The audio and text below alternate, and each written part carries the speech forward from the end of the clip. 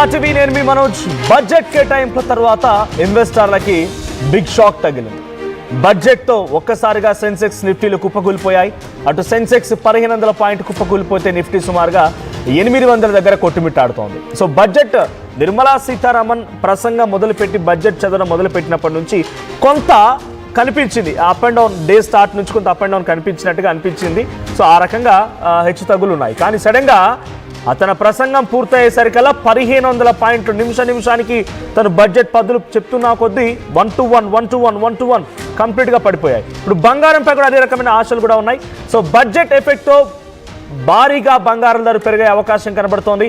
బడ్జెట్లో బంగారం వెండి ప్రస్తావన లేకుండా నిర్మలా సీతారామన్ ప్రసంగం ముగించేశారు. ఇన్వెస్టర్లని బడ్జెట్ ఆకట్టుకోలేకపోయింది. ఒక్కసారిగా స్టాక్ మార్కెట్లని కుప్పకూలడంతో ఇప్పుడు మళ్ళీ అంతా బంగారం వైపుగా పరుగులు పెట్టే అవకాశం ఉంది. ఫ్యూచర్ ట్రేడింగ్ పైన ఎస్టీటీని పెంచడంలో నష్టాల్లోకి మార్కెట్ వెళ్తూ ఉన్నాయి.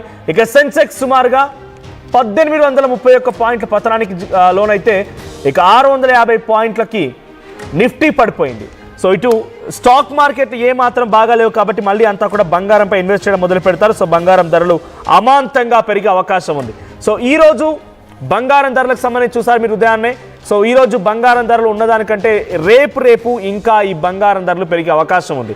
సో బడ్జెట్ కేటాయింపులు ఎలా ఉన్నాయి, బడ్జెట్లో ఎటువంటి సిచ్యువేషన్ ఉంది తెలుసుకునే ప్రయత్నం చేద్దాం. మనతో పాటుగా ఆర్టీవీ స్టూడియోలో కాంగ్రెస్ పార్టీ నుంచి చరణ్ కౌశిక్ యాదవ్ అండ్ బీఆర్ఎస్ నుంచి విజయ్ గారు ఉన్నారు. సో ఫస్ట్ అండ్ ఫార్మోస్ట్ అటు కేంద్రంలో బీజేపీ, రాష్ట్రంలో కాంగ్రెస్ రెండు పార్టీలు కూడా ప్రభుత్వంలో అధికారంలో పార్టీలు.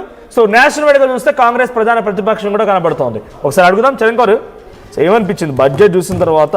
అమాంతంగా నిఫ్టీ సెన్సెక్స్ అయితే పడిపోయింది, స్టాక్ మార్కెట్ కుప్పగూలిపోయింది. సో రేపు మళ్ళీ ఎలా ఉంటుందో చూడాలి, ఈరోజు హాలిడే కూడా.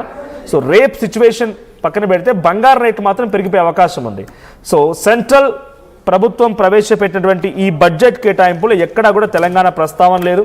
స్పెషల్ స్టేట్స్ సంబంధించి ఎక్కడ అనౌన్స్మెంట్ అయితే లేదు. సో కేటాయింపులు మొత్తం కలిపితే అటు ఇటుగా ఈసారి బడ్జెట్ 53,50,00 కోట్ల రూపాయలు ఉంది. ఏమనిపించింది?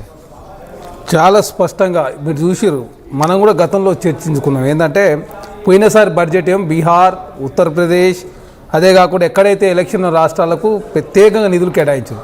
బీహార్కు సంబంధించి 2025-26 బడ్జెట్లో మఖానా బోర్డు కావచ్చు, పాట్నా ఎయిర్పోర్ట్ విస్తరణ కావచ్చు, భారీ ఇరిగేషన్ ప్రాజెక్ట్ కావచ్చు, అదే కాకుండా 59,000 కోట్ల రూపాయల ప్రత్యేక సాయం కావచ్చు. ఏకంగా అయితే బీహార్కు వరల్డ్ బ్యాంక్ నుంచి అప్పు తీసుకొని 14,000 కోట్ల రూపాయలు, 10,000 రూపాయలు మహిళా అకౌంట్లో వేసిన పరిస్థితి మనం చూసినాం.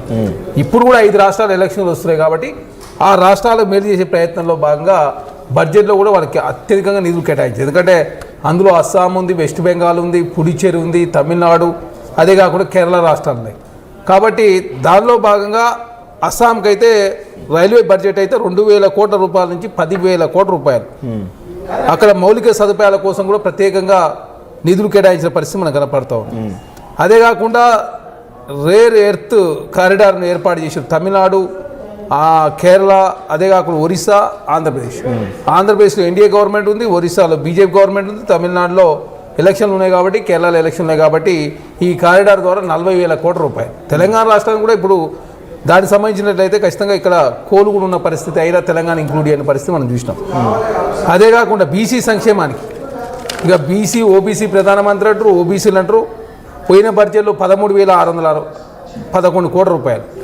ఈసారి కూడా అదే కొనసాగింపు తప్ప బీసీలకు సంబంధించి 2 లక్షల కోట్ల రూపాయలు కావాలని చెప్పేసి పెద్ద ఎత్తున దేశవ్యాప్తంగా డిమాండ్ వచ్చినా కూడా 2 లక్షల కోట్ల రూపాయలు లేదు. అదే కాకుండా జనగణనలో కులగణ చేస్తామని చెప్పిన కేంద్ర ప్రభుత్వం జనగణనలో కులగణ అంశమే లేకుండా మనం చూసినాం. మనం ఆ క్వశ్చనర్లో కూడా కులగణ ప్రస్తావన లేని పరిస్థితి మనం చూసినాం.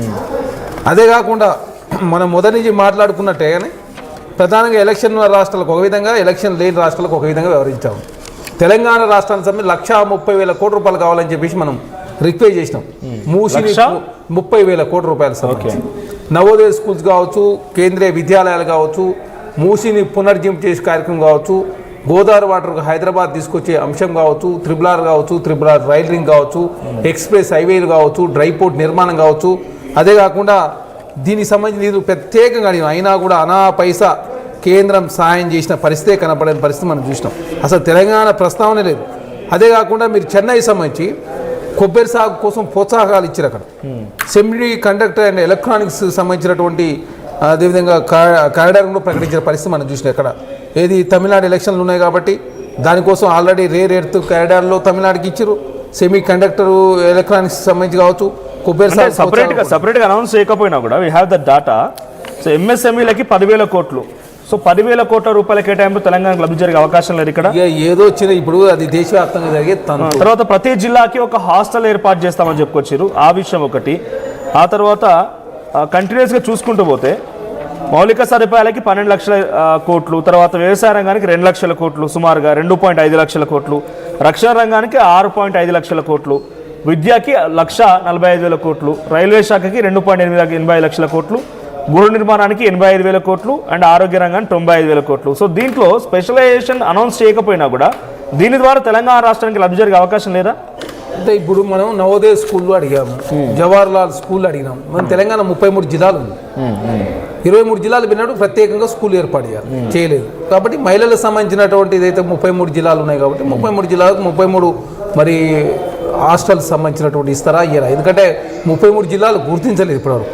అదే కాకుండా కేంద్రం అప్పులు 196,79,000 కోట్ల రూపాయలు అప్పుంటే ఇప్పుడు అదనంగా 17,20,000 కోట్ల రూపాయలు మళ్ళీ ఈ బడ్జెట్లో 53,50,000 కోట్లలో 17,20,000 కోట్ల రూపాయలు కొత్తగా రుణాలు తీసుకోవాలని చెప్పేసి ప్రపోజల్ పెట్టారు. అంటే భారతదేశ అప్పు మాత్రం పెరుగుతూ ఉంది. అదే కాకుండా మీరు చూస్తూ ఉన్నారు జిఎస్టీ స్లాబ్ల ద్వారా తెలంగాణకి 7,000 కోట్ల రూపాయలు నష్టం జరుగుతూ ఉంది. దాంతో ప్రధానంగా సంక్షేమ కార్యక్రమాలు అమలు చేస్తున్న రాష్ట్రాల్లో ప్రధానంగా ఇబ్బంది అయ్యే అవకాశం ఉంది. కాబట్టి దానికోసం పోచాకాలి అని చెప్పి తెలంగాణ నుంచి మీరు మెట్రోకి అండ్ RRR కోసం తర్వాత మూసి ఈ మెయిన్ ప్రాజెక్టులు ఇవైతే సరే నవోదయ స్కూళ్ళు ఇతరత్ర విషయాలు ఉన్నాయి కానీ మెయిన్ ప్రాజెక్ట్ అయితే RRR, మూసి అండ్ మెట్రో ఇది రైట్. అది ఒకటే కాదు కదా, డెవలప్మెంట్ రేడియల్ రోడ్ల కోసం అడిగినాం 45,000 కోట్లు అడిగినాం. రేడియల్ రోడ్లు ఏంటంటే అదేవిధంగా ఇది ఔటర్ రింగ్ రోడ్ నుంచి RRR వరకు అనుసంధానం చేయడం కోసం రేడియల్ కోట్లు 45,000 కోట్లు అడిగినాం. అదే కాకుండా RRRకు 34,367 కోట్ల రూపాయలు. ఇందులో కేంద్రం 50% అక్విజిషన్ సంబంధించి రిక్వెస్ట్ చేస్తే భరిస్తానని చెప్పి ఇప్పుడు దాని విషయాన్ని కూడా ఇంకా స్పందించలే. అదేగా నార్త్ సంబంధించినటువంటి ల్యాండ్ ఎక్విజిషన్ అయింది, సౌత్ సంబంధించినటువంటి ప్రక్రియ జరుగుతూ ఉంది. కాబట్టి కేంద్రం ఏదైతే 50% సంబంధించి భరిస్తానని చెప్పారో అవి తక్షణమే రిలీజ్ చేయాలని చెప్పాం.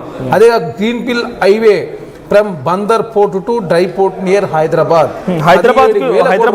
పేరులో గుర్తొచ్చింది. హైదరాబాద్కి రైల్వే కారిడార్లో అటు Pune to Mumbai to Pune, Pune to Hyderabad, Hyderabad to Bengaluru and Chennai to Hyderabad ఈ 3 high speed railway corridor announce చేసింది. ఇప్పుడు మహారాష్ట్రలో భారతీయ జనతా పార్టీ ప్రభుత్వం ఉంది.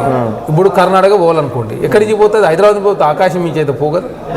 అదే కాకుండా రైల్వేకి సంబంధించి అస్సాం కోసం 10,000 కోట్లు 2,000 కోట్లు ఉన్న రైల్వే బడ్జెట్ 10,000 కోట్లు చేశారు అస్సాంకి. ఎందుకు? ఎలక్షన్ ఉన్నాయి కాబట్టి. మూడోసారి గవర్నమెంట్ రావాలి కాబట్టి రకరకాల దాంతో ముందుకు పోతాం. అదే కాకుండా ఇక్కడ చూస్తాను బుద్ధవనం సంబంధించిన ప్రాజెక్ట్ అక్కడ ఏర్పాటు చేశారు అస్సాం.